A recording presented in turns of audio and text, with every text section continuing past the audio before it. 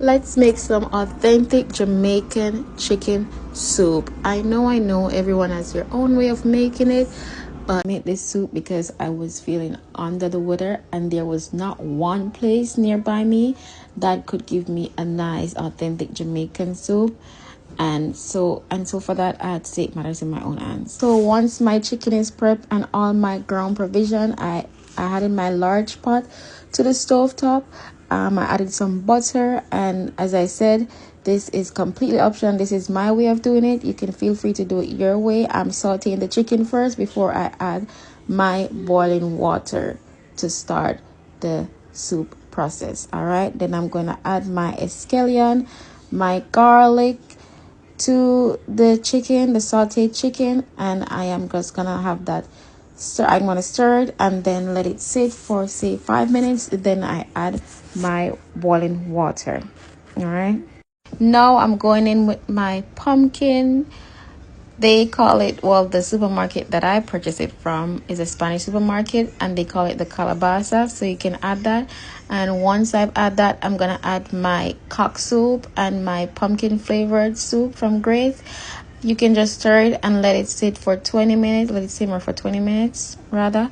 I'm adding some extra pimentos right here, and then I'm gonna go in with all my hard vegetables so that it can cook until it's tender. So I'm adding the corn, the potatoes, the yam, the carrots, all those are vegetables. I'm gonna add some scallion too, and just let that cook until it's completely tender.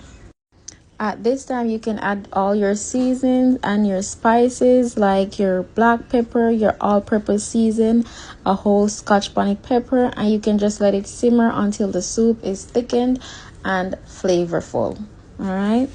Now I'm going to use my dough that I rolled earlier on and make my dumplings. Right? Some people like to do spinners in their chicken soup.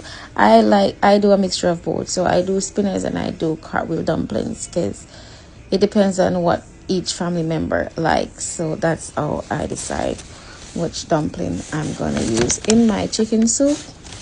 All right, so you can leave that to boil as well.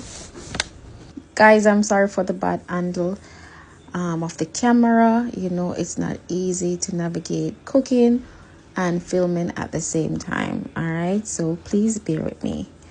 Once your soup is thickened to your preference, you can go ahead and serve it hot. Remove the Scotch bonnet pepper before serving unless you want the extra spice. All right.